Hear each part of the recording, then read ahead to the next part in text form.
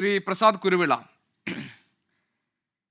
ഈ പുതിയ മദ്യനയം വരുമ്പോൾ അല്ലെങ്കിൽ മദ്യനയം പ്രഖ്യാപിച്ചപ്പോൾ എക്സൈസ് മന്ത്രി പറഞ്ഞിരിക്കുന്നത് വിദ്യാഭ്യാസ സ്ഥാപനങ്ങളെ ലഹരി മുക്തമാക്കുക, ജനങ്ങൾക്ക് ലഹരിയോടുള്ള ആസക്തി ഇല്ലാതാക്കുക, അല്ലെങ്കിൽ അത് കുറച്ചു കൊണ്ടുവരിക.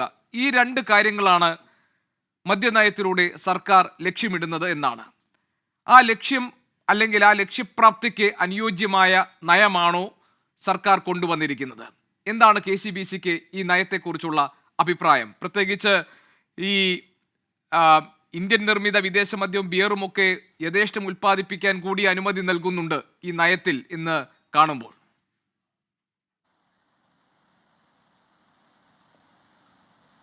ഒരിക്കൽ കൂടി ഒന്ന് പറയുമ്പോൾ എനിക്ക് ക്ലിയർ ആയിട്ട് കേട്ടില്ല. അല്ല, സർക്കാരിന്റെ മദ്യനയത്തെക്കുറിച്ച് ഈ എക്സൈസ് മന്ത്രി പറയുന്നത് രണ്ട് ലക്ഷ്യങ്ങളാണ് സർക്കാരിന് ഉള്ളത്. ഒന്ന്, ഈ വിദ്യാഭ്യാസ സ്ഥാപനങ്ങളെ ലഹരി മുക്തമാക്കുക, അതുപോലെ തന്നെ ജനങ്ങൾക്ക് ലഹരിയോടുള്ള ആസക്തി കുറയ്ക്കുക. ഇത് രണ്ടുമാണ് പ്രധാനപ്പെട്ട ലക്ഷ്യമെന്നാണ്. ഇതിനുള്ള ഈ ലക്ഷ്യപ്രാപ്തി കൈവരിക്കാൻ അനുയോജ്യമായ നയമാണോ ഈ വന്നിരിക്കുന്നത്? KCBC എങ്ങനെ കാണുന്നു? അല്ല, അതെന്തൊരു നയമാണ് എന്ന് എനിക്ക് മനസ്സിലാകുന്നില്ല. വിദ്യാഭ്യാസ സ്ഥാപനങ്ങളിലെ കുട്ടികളുടെ ലഹരിയാസക്തി കുറയ്ക്കുവാൻ എക്സൈസ് വകുപ്പ് മന്ത്രി നിശ്ചയിച്ചിരിക്കുന്ന ഒരു നയമാണോ ഈ മദ്യഷാപ്പുകൾ കൂടുതൽ അനുവദിക്കുക എന്ന്?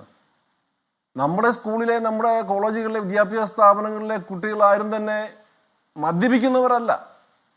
കൊച്ചു കുട്ടികളിപ്പം മയക്കുമരുന്നിലേക്കാണ് കടന്നിരിക്കുന്നത്. അപ്പോൾ നിശ്ചയമായിട്ടും അത് എക്സൈസ് വകുപ്പ് മന്ത്രി പറഞ്ഞ കാര്യം അവിടെ തെറ്റാണെന്നുള്ള വ്യക്തമല്ലേ?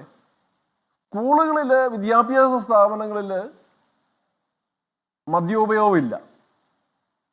മറ്റ് രാസലഹരികളോ അല്ലെ കഞ്ചാവോ പോലുള്ള മയക്കുമരുന്നുകളോ പോലെയുള്ള ലഹരി വസ്തുക്കൾ ഉപയോഗിക്കുന്നുണ്ട് എങ്കിൽ ആ ഉപയോഗത്തെ തടയാൻ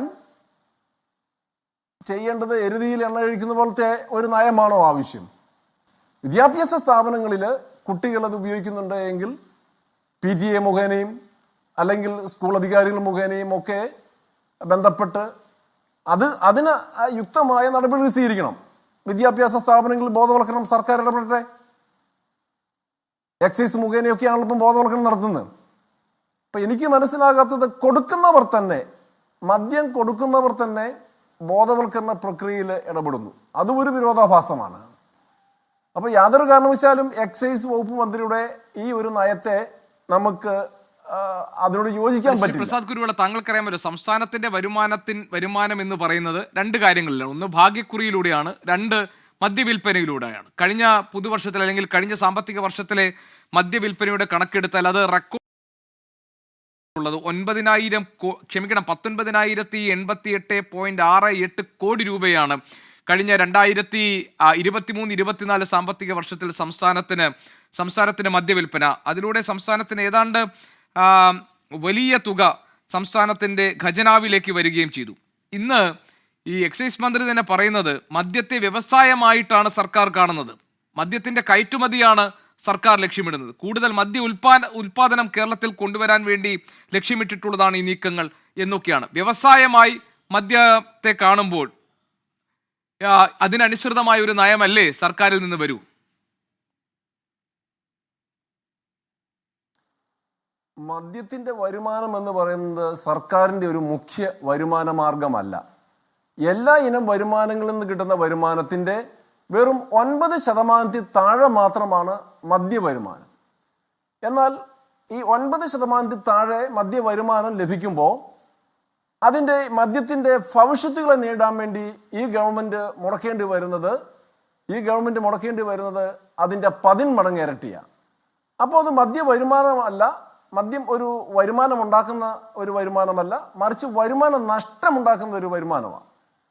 എന്നാൽ ഇത് വരുമാന മാർഗമാണ്.